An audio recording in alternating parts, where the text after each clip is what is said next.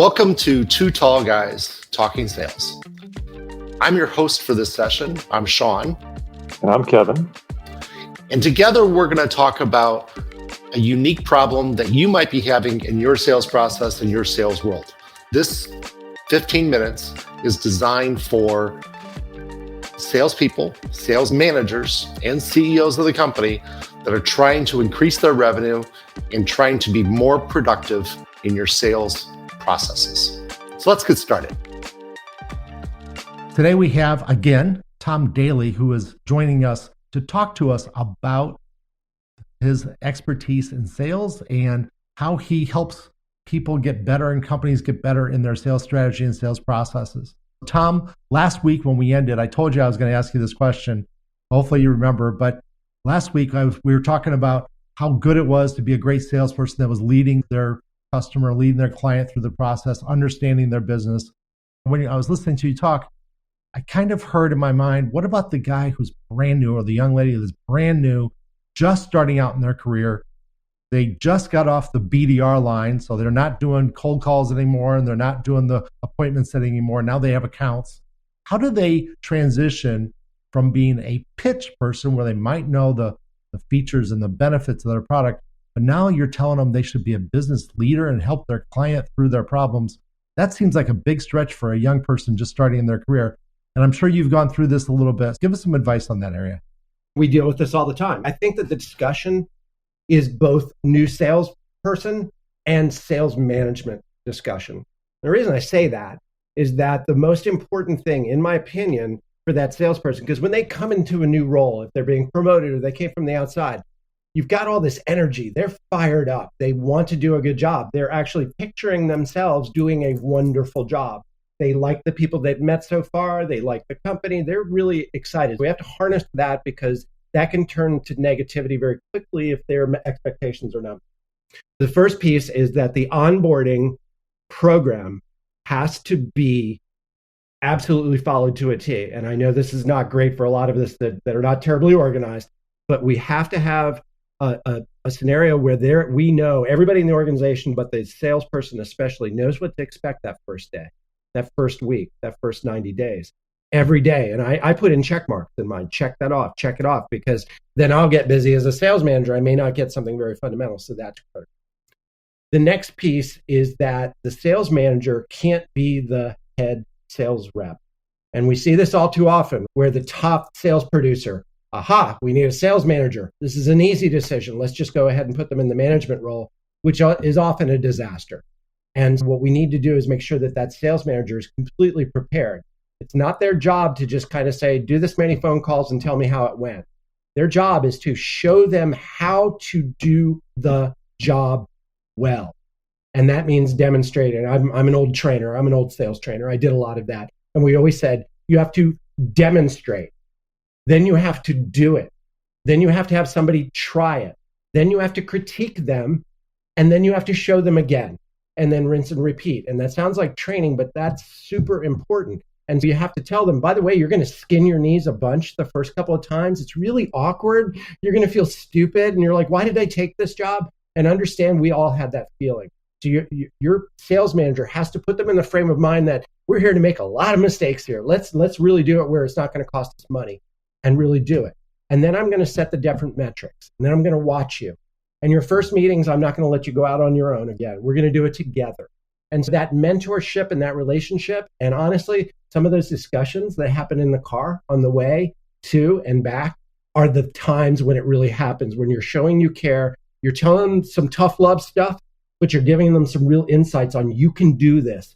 It's not going to happen overnight. Just do it a little bit better, a little bit better. So that sales management piece is so critical to that newbie to feel like, okay, yeah, I can do this. And I'm going to screw it up, but he said I'm going to do better.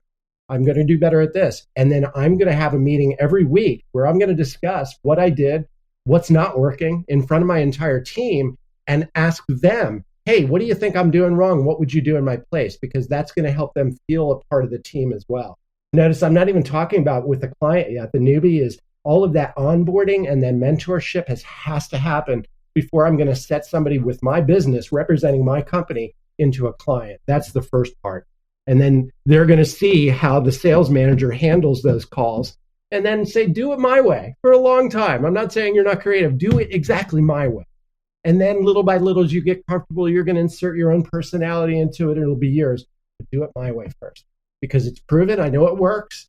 And then you can learn. And I think that the sales managers I've had in my past that were like that, where they were like, look, they've got me by the scruff of the neck, let me out enough to go get my needs skinned up, and then pull me back to say, here's what went wrong.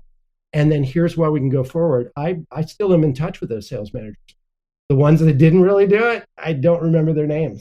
Funny how that is. I think that's the critical component.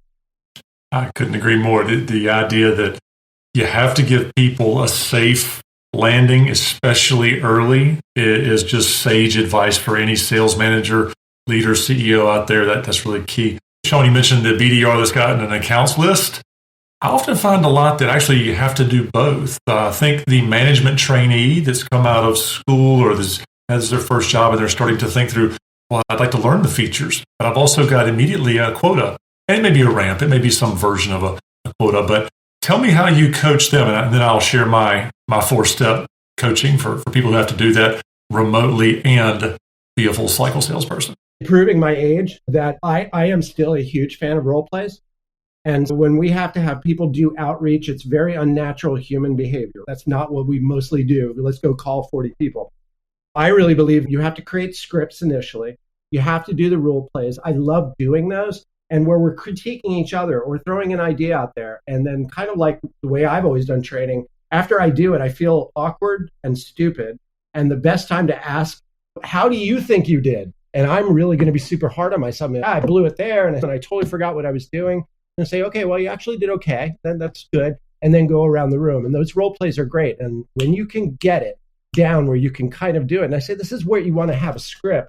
Not because I want you to sound like a robot. On the contrary, I want you to know it's so rote that it's in your muscle memory. So you know what you're going to talk about. You know the questions you're going to ask. It's automatic because you're listening. And that way you can put all your energy into listening to what the client's saying and understanding whether that's important. And don't tell them, oh, that's great, wonderful. Say, great, that's an interesting insight. How did you come to feel that way? Why do you feel that way? Get into the meat of it. That part of it, the role plays and learning it, I think that's critical.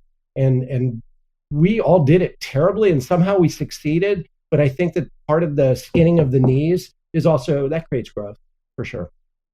Couldn't agree more. One of the best sales onboarding moments I've ever had. There's a person I was coaching. She was right out of school. We've been through the 90-day onboarding plan. And we got to this moment where we started talking about a capabilities presentation. We go through it and I said, I want you to do 4 things. We recorded her presentation. Just to, again, safe, internal, because I say practice makes easy, not practice makes perfect. Practice makes easy because, man, I love your phrase. It's an unnatural human behavior to start cold calling. But there's 4 things we look for. I said, hey, at the end of this, I want you to do 4 things.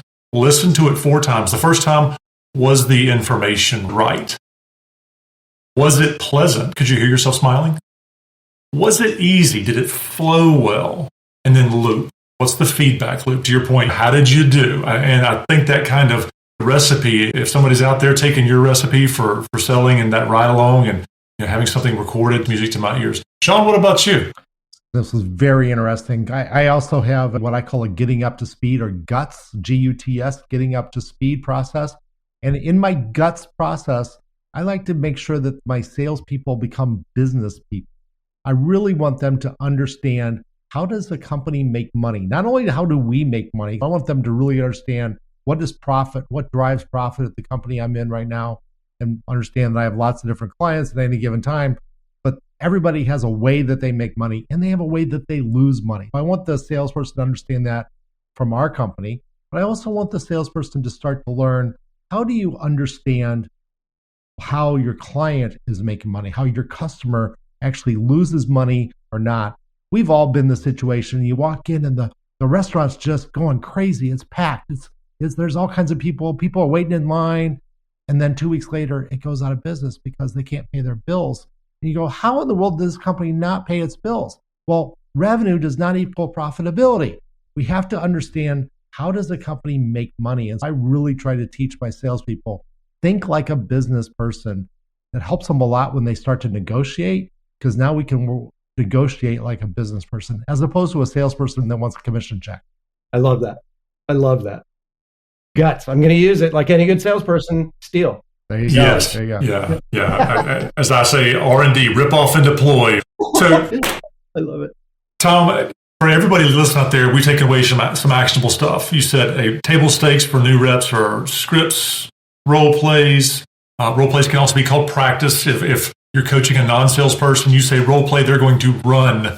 But if you get that role plays, critiques, and how do you think you did? Those are 4 easy to remember, easy to use, right up there with guts. Man, Sean, I love acronyms and the practice makes easy kind of approach. That's really great.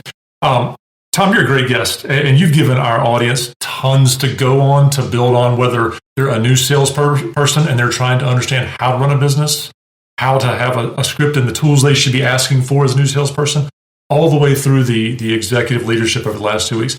Thank you so much for your time and insight. Would you mind telling our listening audience where you are, how to get in touch with you, all the important things about Ormond Beach that I'm wishing I had the weather for up here in non-sunny Ohio? It's awesome. Well, Ormond Beach is beautiful. We are in the middle of winter, and today we're a little whiny because it was a high of 61, but it's actually beautiful. It's a great place to live. It's a great lifestyle. I love the business that I'm in now. It really feels like I was meant to be, and I enjoy conversations because I meet with so many people, from referral partners to advisors and I was formerly with the Small Business Development Center. I still have all of those contacts. I just enjoy those conversations. And that's great. And most of the times I can't help people. But usually I can refer them to somebody that might be able to help them. But a lot of times I can. I really enjoy it. When people reach out to me on LinkedIn, by the way, I'm number 4796 on LinkedIn. That's how long I've been using LinkedIn. Wait a second. 4796, that's when you're... Yeah. In the beginning of LinkedIn, they used to have your URL. It would be your name and then a number after it. And that was what number you were. They stopped doing that after a period of time. I think I'm 2001, something like that. I'm 4796. I've been using it a long time. And that's what's really critical, because it's about community, who does what, and then be out there trying to help people. If you know people that are, if they're in fractional marketing, fractional IT, get to know them. Figure out if they're awesome people. See how they deliver value to their clients. Because the more that you can recommend other cool people, the more it raises your brand and the more you're delivering value. To me, it's like the greatest gig in the world. It's so much fun. We get to see a lot of folks. It's just wonderful. And Tom, I'll put it in the show notes, but please, email address, phone numbers, what do you want, anything you want to share here for our listeners? Yeah, sure. I mentioned LinkedIn because that's a great way to just hit me there. Or email address is T Daly, DALY, 5 letters, at salesAcceleration.com. Really super simple. Just ping me anytime. And again, I love conversations. I love just talking to smart people and figuring out what they're working on and see if there's a way that I can at least show them a different way. That's awesome. And we have about 1 more minute left in our time here this afternoon. Do me a favor, give us one nugget that if you wanted a sales manager, a brand new sales manager, what would you want them to know? Got about a minute of just great insight that you can share that sales manager needs to do first thing tomorrow morning when he gets to work. Okay, well, first I'll say that sales manager, almost to what you were saying, must be a business manager. They have to have sales chops, but they have to be a business manager. And if I'm a manager, let's say you hired me and say, oh yeah, we've had some troubles here. You're the new guy and you're going to really make great things happen. I'm like, yeah, I'm going to make great things happen. What do I do tomorrow morning, to your point? The first thing I'm going to do is I'm going to interview everybody on the sales team to just get to know them. I'm not even going to say, I just want to get to know you. Tell me everything about you. I'm going to want to know that. Number 2, I'm going to want to see from the CEO the business plan. And honestly, if there isn't one, I'm going to be building a sales plan that goes along with some sort of business plan, because I can't go there. Because that sales manager they have to have a strategy. Day one, before I ride with anybody or set any metrics, I have to understand what the plan is, and I'm building that strategy that is scalable. And whatever their goal is, they better have a budget. Hope they have a budget. Sometimes they don't. But if they do, then my plan is going to exceed that by 50%. I have to do that, and then I have to build it out to see if the metrics are doable. And if it is, then I'm saying, this is my plan, and this is what we're going to execute on. Because if I just go in there and try to do sales manager behavior or salesy stuff to try to wow the sales team, they might like me the first day, but I'm not going to be very effective long term. I'm not there to be anybody's friend. I'm there to be an effective manager to help them be the best they can possibly be. So day one, it's about building a plan. Awesome. That was great advice. Thank you very much. And we really do appreciate you being on our episode this week as well as last week. This has been great. You've been a great guest. Thank you very much for all your time and giving back to the community by being on our podcast. Thank you, sir. It's great. Thank you so much. And that's a wrap. Thanks again for joining Kevin and Sean on Two Tall Guys Talking Sales. Tune in every Tuesday, or when our podcast drops every Tuesday at 4:30, wherever you consume your podcast. And don't miss our monthly CEO workshop, where we unpack some of the big CEO questions facing your business. Until next time, we're looking forward to seeing you. Happy selling.